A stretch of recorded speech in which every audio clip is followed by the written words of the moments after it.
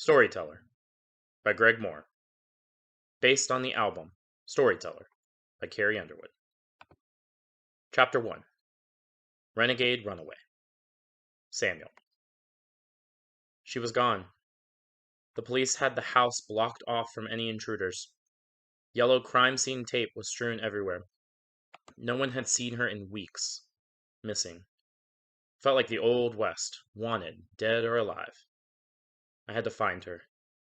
I could see the house down the long dirt road, just about 20 steps to the front door, but it felt like miles away. I turned to head back to my car. "Hey, you're that Samuel fellow, aren't you?" He sat there, on the other side of the road in a white pickup truck, the bottom covered in mud and dust. I'd never seen this man in my life. He hung out the driver's side window, staring me down. It was like you've seen in the old movies, him sitting there with the cowboy hat, chewing on spitting tobacco, sending a spit wad out his window. Was I in some old Western movie and didn't know it? "How do you know who I am?" "I know everything about everyone. But you do not want to stick around here. Cops are after that one." He nodded at the house with his hat, taking a moment to spit again into the grass. "Do you know where she is? I need to find her." I turned back towards the house, watching the tape whip in the wind. I took a step closer to his truck. "You don't want that renegade. She may look like an angel, picturesque, but she's a devil in a satin dress." He grabbed a pack of cigarettes off the dash and lit one off, taking a long drag, and slowly let out a puff of smoke. How could anyone take on such a habit? "That girl came out of that house like she walked right out of a Wild Wild West movie. Told me she'd call if she needed anything. That girl was always good to me." She ran off in his red truck. Took another drag of his cig. Felt more and more like I was in a Clint Eastwood epic. "Wait, do you know where she is?"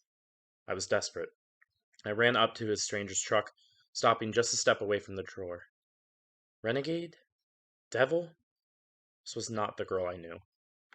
She had labels thrown on her whole life. What were two more? It didn't matter what she said. Deep down, I knew I had to find her and bring her back, no matter how many men she had taken care of. "Son, I ain't told nobody, not even the cops." "But you love her, don't you?" I nodded. "She always talked about you. Her Sam. The one that got away." He paused to take another drag. "Last I heard, she was just north of Atlanta. Is there anything else you can give me? Please, I have to find her." "That's all I know. She'll be staying there for a while. She said, don't worry, but be careful when you do. Before you know it, she'll be aiming her gun right at your chest." He lifted his hand, holding it in a gun position. With one eye shut, he shot off a fake shot.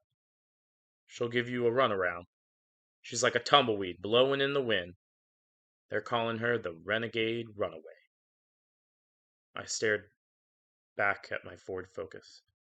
"Thank you, Jim." It didn't matter what the press was saying about her. I didn't believe one bit. Maybe she was the ash falling off a smoking cigarette.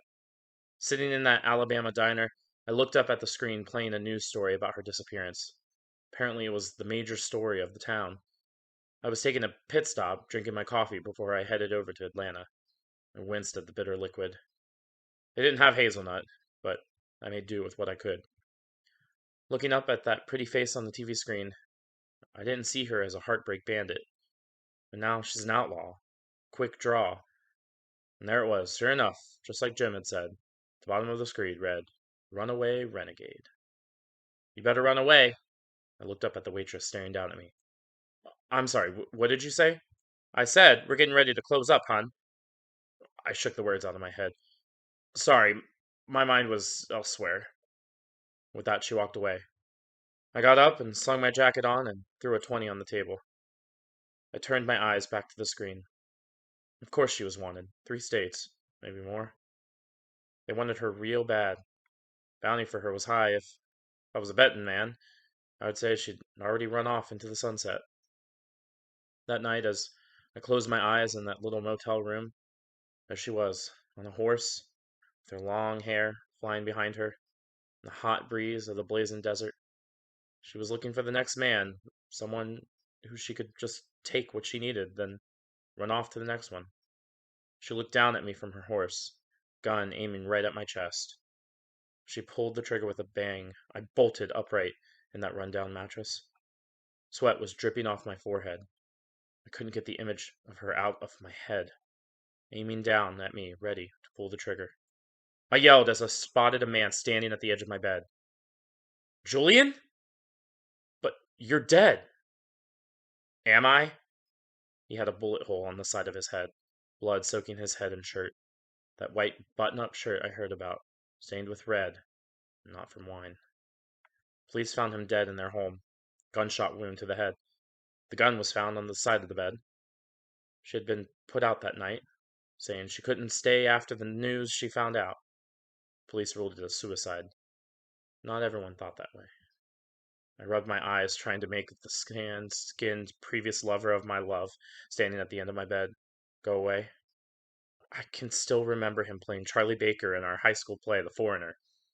Now, years later, I was speaking to his ghost. She's making her new amends, he spat at me. I stared back at him. Don't underestimate her, Samuel. She's tough as nails, tight as a red-hot corset. She'll take it all. Don't do it, Samuel. Don't fall for that renegade runaway. It's too late, Julian. Maybe I'm the renegade. I'm not leaving her anymore.